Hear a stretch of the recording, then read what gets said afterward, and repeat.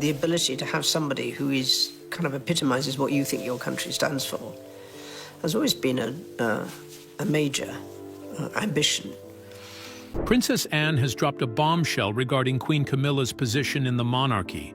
The late Queen's only daughter has made some claim that brings interesting points to the ongoing discussion about Camilla's position next to King Charles III and how she is weathering the crown's burden. Anyway, what are these claims? And how honest is Princess Anne's opinion regarding her sister-in-law's makeover within the royal fold? Join us as we uncover Princess Anne's surprising revelation about Queen Camilla that took the world by storm. What were her exact words? And has this been reflected in the way the royals treat Queen Camilla? A steady and reliable presence. In the new documentary, Charles III: The Coronation, Anne spoke of her long history with her sister-in-law and commented on how far Camilla understands the importance of her role, not for herself, but in the hugely significant manner in which she supports King Charles III. In her opinion on Camilla's position, Anne was not reluctant to admit that being queen consort was initially not a natural fit for her sister-in-law. Anne asserted in the film that she had known Camilla a long time here and there, before she continued to offer praise for the way Camilla had adapted. Her understanding of the role and the separateness from the king himself have been impressive, she conceded. This is not one role that one would ever think of her doing, but she does it exceptionally well. More poignant, however, was Anne's acknowledgement of the special energy Camilla lends to the monarchy. In her no-nonsense way, Princess Royal noted that Camilla might not have been born into this position, but she had been a steady and reliable presence nevertheless, one who introduced a change of speed and tone, something Anne valued as every bit as important as carrying out the essential duties of the crown. Anne's surprising endorsement has certainly added a great deal of acceptance to Camilla's reign's public image. For such a respected and influential person as the Princess Royal, a woman whose commitment to royal duty has never faltered over decades, to bestow her approval is a sea change.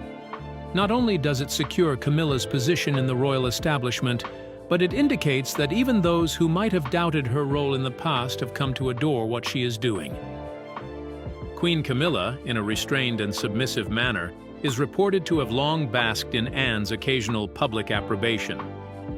Awarded by a royal who has otherwise been estranged, even delicately distant from her, this lone second of acknowledgement may hint at a watershed, not merely for Camilla's path as queen, but for the entire public standing of her reign.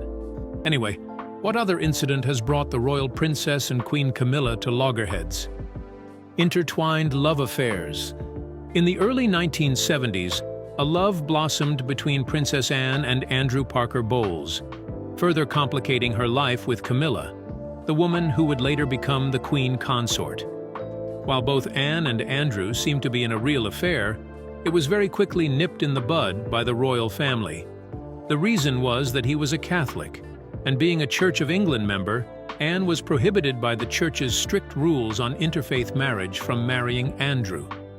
Hence, the future was closed for them, and although it didn't end immediately, it played a major role in the gradual decline of their relationship.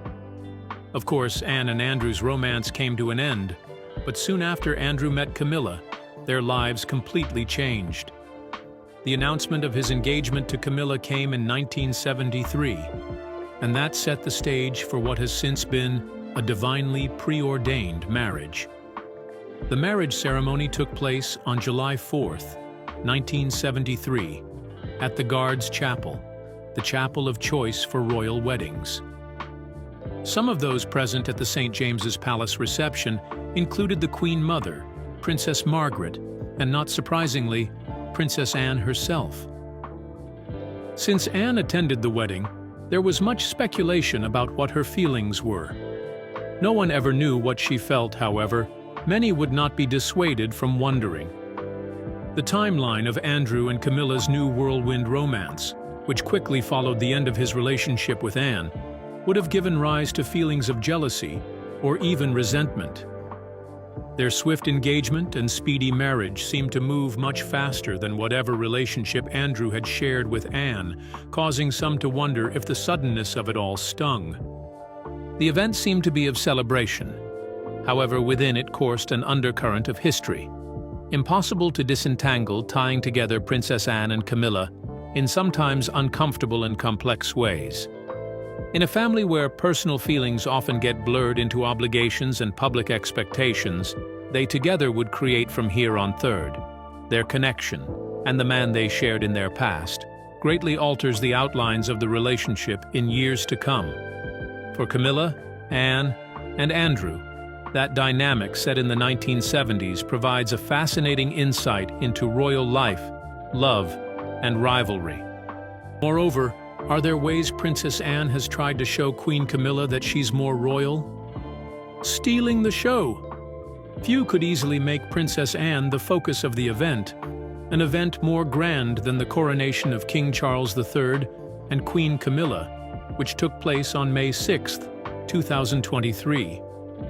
However, attention was supposed to be focused on the new monarchs, especially the concerned. Limited were the displays on this most regal but impotent jade bangle of an event. Yet, in the glorious march, the differences between Anne and Camilla, comical to the point of knife's edge, made the Princess Royal's entrance one of the highlights of the day. Queen Camilla looked smart and immaculate in an elegant and simple ivory dress. After that special moment between them, she stepped out to pose beside her husband. As always, her hair swept back, and the rest of her face carried the weight of quiet strength.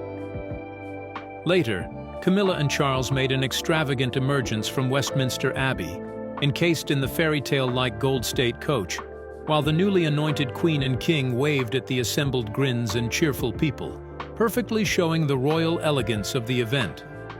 Contrary to Princess Anne, the side effects of another energy are confidence, assertiveness, and personal fury. Arriving atop the horse, Anne made her grand official entry in an entire military uniform, adorned with medals and tallest among other costumes donned by the military, as well as a royal figure. This is because she acted as the king's representative to his subjects during such occasions, to prevent any doubts over her loyalty, and establish her place within the royal clan as a gold stick in waiting, a title of great historical significance. Her image of sitting astride a horse commanding a battalion of 6,000 troops said all that needed to be said about her, especially her sense of duty. However, Anne's entrance caught the attention and admiration of most guests comfortably seated in Westminster Abbey. It brought back memories of Princess Royal of independence and willpower, embellishing her distinctions from a much more conventional image of what a royal family member should be like, nobly dressed in military garments and walking down the aisle. She made it pretty clear that she was extremely confident to the point of sucking respect and attention from the masses. Few could ignore the power that was offered up by Anne, even on a day meant strictly to celebrate Charles and Camilla. Charles and Camilla were spotted the day after the coronation, along with a large part of the royal family, at a gala event in which Lionel Richie and Katy Perry performed for the enjoyment of the crowd. Much to the irritation of Zara Tindall and her husband Mike and Anne Phillips and her son Peter Phillips with girlfriend Lindsay Wallace, Princess Anne decided to forego this significant social event and get a little rest and recuperation. After all, Anne did have an official engagement and an early start the next day, which could easily explain her decision. Anne's feelings about attending, own very much save for a concert for and in honor of Charles and Camilla, almost maintain her attitude towards working royals. Nevertheless, what truth endures about Princess Anne's relationship with Camilla Parker Bowles? Continuous love, moments over the years. For all the history, drama, awkward moments, and tense body language, Queen Camilla and Princess Anne have fortunately been able to share some lighthearted moments. Their Christmas Day church service back in 2019 was in such contrast with the history, drama, awkward moments, and tense body language. Both women synchronously donned beautiful purple-themed dresses that day. Near the moment, Camilla observed that she was dressed the same as Anne as they approached each other in church, She elbowed and shoved Anne with rare public clannish affection and made a quip about it. Both women could be seen laughing, something many royal watchers noted. A body language analyst, Judy James, remarked on the joyous nature of this incident, particularly for Anne, whose public appearances are mostly serious, if not unforgiving. James commented, "With Anne, the royal smile was conspicuous. Anybody else would have made it a non-event." Indeed, the smile and laughter were rare for Anne, but the warmth was to be completely expected from any other royal. This is not to say that those funny moments alone tell the whole tale.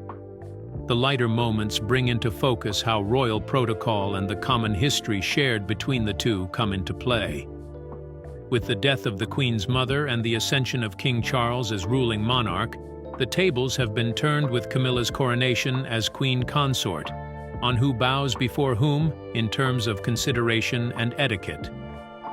Page 6 reported, "When greeting the king, one bows or curtsies and says, 'Your Majesty,' and then says 'Sir' thereafter."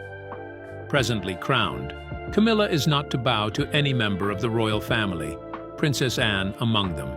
However, she may wish to courtesy with respect to royal heads. Still, in practice, it is far more complicated than it actually looks. Royal ranking had long set the precedent.